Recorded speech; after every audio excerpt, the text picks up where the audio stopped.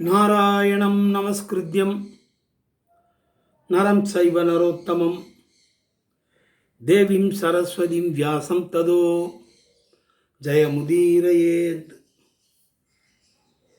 எமது அக்னி யூடியூப் நவரச கானாமிருத வாடிக்கையாளர் பெருமக்களே, ஆண்டோர்களே, இன்றைய நமது வீடியோவில் கொக்கரக்கோ என்று சேவர் கோழியானது யாரை அழைக்கின்றது, அந்த கொக்கரக்கோ என்ற அந்த அழைப்பு ஓசை எந்த கடவுளை குறிக்கின்றது, யாரை எழுப்புகின்றது என்பதை பற்றி இன்றைக்கு நாம் பார்க்க போகிறோம்.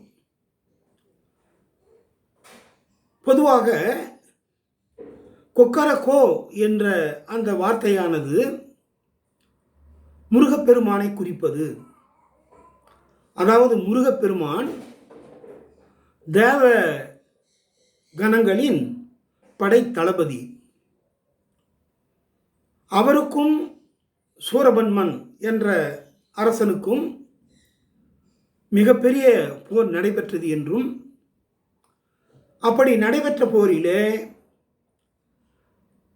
பலவிதமான மாயாஜால செயல்களை எல்லாம் செய்து முருகப்பெருமானிடமிருந்து அந்த அசுரன் சூரபத்மன் தப்பித்து கொண்டே வந்தான். கடைசியாக ஒருமுறை அவன் தன்னுடைய உருவத்தை மாற்றிக்கொண்டு ஒரு பெரிய மாமரமாக நின்றான்.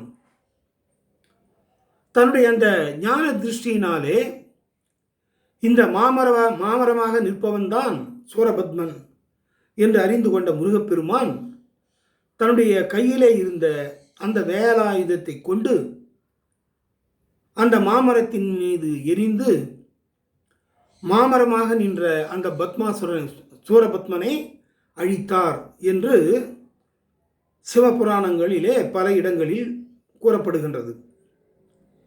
ஆகையினாலே எப்படி என்றால் கொக்கு என்றால் மாமரம், கொக்கு அரக்கோ மாமரமாக வந்து நின்ற அரக்கனாகிய சூரபத்மனை அழித்தவனே பெருமானே முருக கடவுளே என்று விடியற்காலை நேரத்திலே சேவர் கோழிகள் எல்லாம் முருகப்பெருமானை அழைக்கின்றன என்பது நமது அந்த சைவ புராணங்களிலேயும் இலக்கியங்களிலேயும் பாடப்பட்டு வருகின்றது. ஆனால் இங்கே மேலும் சற்று ஆராய்ந்து பார்க்கின்ற பொழுது கொக்கு அரக்கோ என்பது ஸ்ரீ கிருஷ்ண பெருமானை குறிக்கும் என்றும் நாம் சொல்லலாம். இதற்கு பலவிதமான ஆதாரங்களும் உள்ளன. கொக்கு என்ற சொல்லிற்கு வடமொழியிலே பகம் என்று ஒரு வேறு பெயர் உண்டு. பகம் அசுரன், பகாசுரன் என்று வரும். ஆயர்பாடியிலே வாழ்ந்து வந்த கிருஷ்ண பெருமான்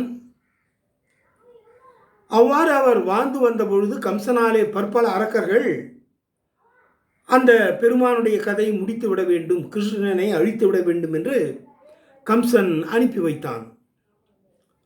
அவ்வாறு வந்த அந்த அரக்கர்களை எல்லாம் பாலகிருஷ்ணனாக இருந்த பொழுதே சிறு வயதிலேயே கிருஷ்ண பகவான் எல்லாரையும் முடித்து விட்டார். ஆக அவ்வாறு வந்த அரக்கர்களுள் ஒருவன் தான் இந்த கொக்கு அசுரன்.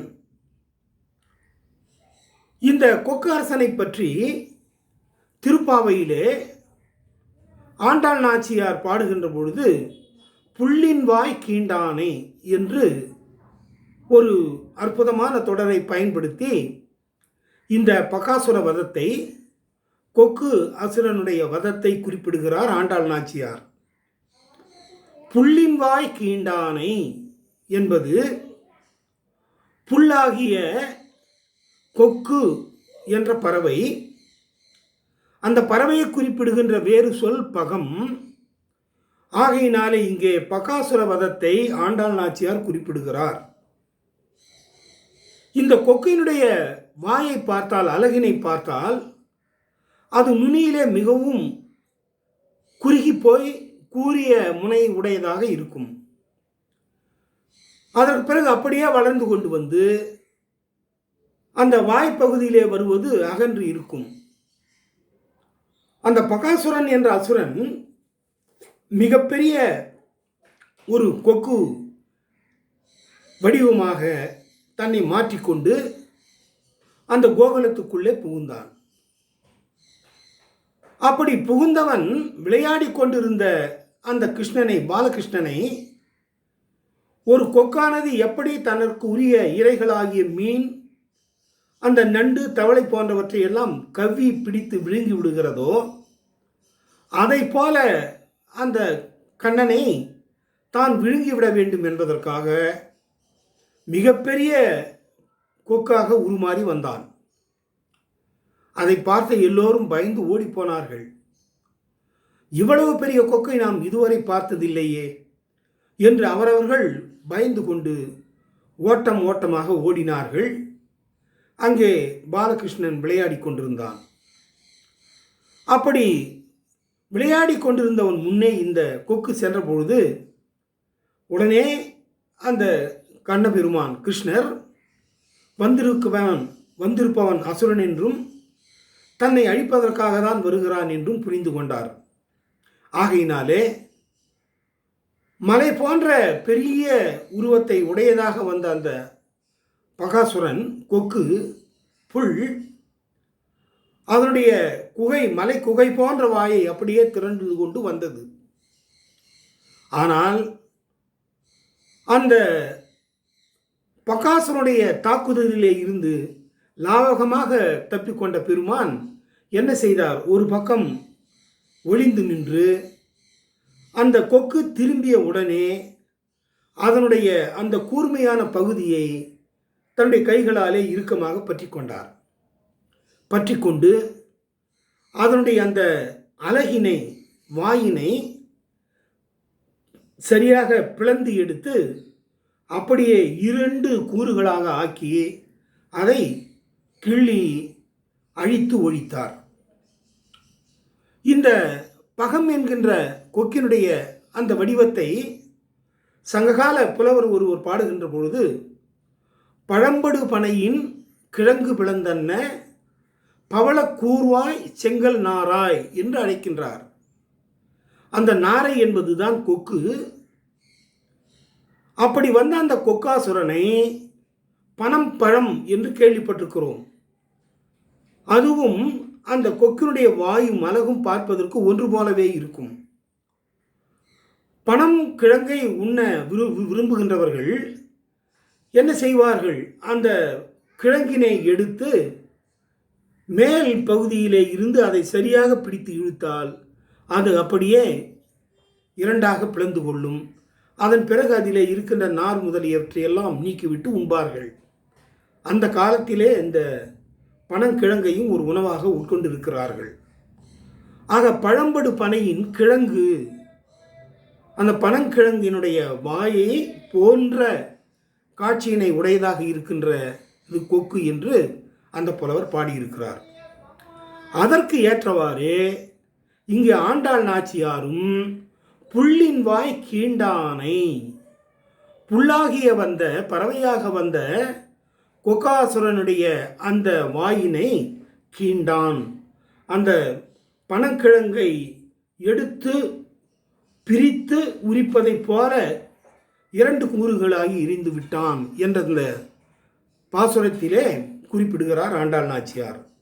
ஆகையினாலே இங்கே மாமரம் என்பதற்கு கொக்கு என்று ஒரு பொருளை எடுத்துக்கொண்டு அதன் பிறகு அந்த மாமரமாக நின்ற அந்த சூரபத்மனை முருகன் அழித்தார் என்று கூறுவதை விட பகம் என்ற சொல்லுக்கே கொக்கு என்று பொருள். ஆக கொக்காசுரனை அழித்தவர் நம்முடைய கிருஷ்ண பெருமான். ஆகையினாலே தான் அந்த சேவர் கோழிகள் எல்லாம் விடியற்காலை நேரத்திலே ஆயர்பாடியிலே எழுந்து கொண்டு கொக்கரக்கோ கூவுகின்றன என்று சொல்லுவது இன்னும் பொருத்தமானதாக இருக்கும். ஆகையினாலே இங்கே அந்த கொக்காசுரனுடைய வதத்தை பற்றி கூறுகிறார். அது மட்டுமல்லாமல் 18வது பாசுரத்தை பார்க்கின்ற பொழுது அந்த பாசுரத்திலே கண்ணபெருமானுடைய துவாபர யுகத்தினுடைய தலைவியாக இருக்கின்ற அந்த நப்பிண்ணை நாச்சியாரை பாவை நோன்பு நோர்க்கு சென்ற அந்த பெண்கள் எல்லாரும் துயில் எழுப்புகிறார்கள். அப்படி துயில் எழுப்புகின்ற போதும் அங்கே வந்து எங்கும் கோழி அழைத்தனகான் என்று அந்த பொழுது விடிந்து விட்டதற்கான ஒரு கருத்தை அந்த இடத்திலே சொல்லுகிறார்கள். இந்த ஆயர்பாடி பெண்கள் எல்லாம் பாவை நோன்பை நோக்க வேண்டும் என்று சென்று கொண்டிருந்தார்கள் என்று பார்த்தோம். ஒவ்வொரு வீடாக சென்று அனைவரையும் தட்டி எழுப்பி நோன்பு களத்திற்கு வருமாறு எல்லாம் அழைத்து சென்றார்கள். கடைசியாக கண்ணனையும் நப்பினையையும் துயில் எழுப்பி தாங்களோடு அழைத்து கொள்ள வேண்டும் என்பதற்காக நப்பினையை துயில் எழுப்பிய போது அந்த நப்பிண்ணை பிராட்டியும் பொழுது அதற்குள்ளே விடிந்து விட்டதா என்று கேட்க அதற்கு அந்த பெண்கள் ஆமாம் பொழுது விடிந்து விட்டது, வந்து எங்கும் கோழி அழைத்தனகான், மாதவி பந்தல் மேல் பல்கால் குயிலினங்கள் கூவினகான் என்று பொழுது விடிந்ததற்கான அந்த அடையாளத்தை கூறுகிறார்கள். ஆக இங்கே அந்த பொழுது விடுகின்ற நேரத்திலே அந்த கண்ணபெருமானுடைய அரண்மனையை சுற்றி இருக்கின்ற எல்லா இடங்களிலேயும் இருக்கின்ற அந்த வீட்டிலே வளர்க்கப்படுகின்ற பறவை இனங்களாகிய கோழிகள் எல்லாம் கொக்கரக்கோ என்று அழைத்தன என்பதைத்தான் இந்த தொடரானது மிக அற்புதமாக விளக்குகிறது. இதைத்தான் ஆண்டாள் நாச்சியார் வந்து எங்கும் கோழி அழைத்தனகான். ஆக உன்னுடைய நாயகனாகிய கண்ணபெருமானை சேவற்கோழிகளே அழைக்கத் தொடங்கிவிட்டன. ஆகையினாலே பொழுது விடிந்து விட்டது என்பதை நீ அறிந்து கொள்ள வேண்டும். ஆகையினாலே நீ எழுந்து வர வேண்டும். எழுந்து வந்து நீயும் பெருமானுமாக எங்களோடு சேர்ந்து வர வேண்டும் என்று இந்த ஆயர்குலப் பெண்கள் அந்த இடத்திலே அழைத்தார்கள். ஆகையினாலே அங்கே முருகப்பெருமானை தான் குறித்தது என்பதுதான் என்று அறுதியிட்டு சொல்ல முடியாது. அது முருகப்பெருமானையும் குறித்தது.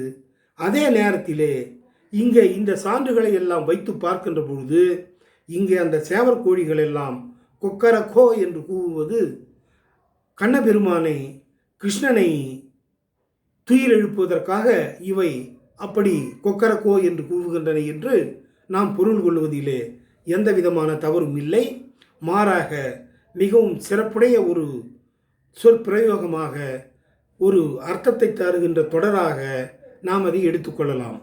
ஆகையினாலே எந்த ஒரு செய்யுளாக இருந்தாலும் பிரபந்தமாக இருந்தாலும் அவற்றை எவ்வளவு தூரம் ஊன்றி கற்கிறோமோ அதற்கு ஏற்றவாறு அதனுடைய பொருள்கள் எல்லாம் விரிவடைந்து கொண்டே செல்லும்.